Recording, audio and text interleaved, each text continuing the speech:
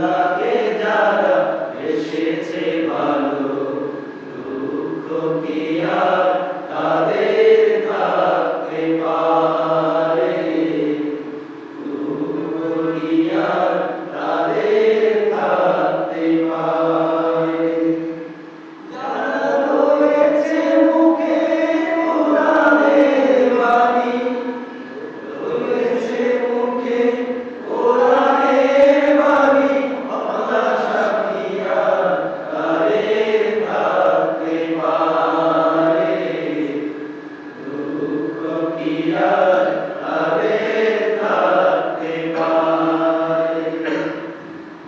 আল্লাহকে যারা এসেছে ভালো, দুঃখ কি আর তাদের থাকতে পারে?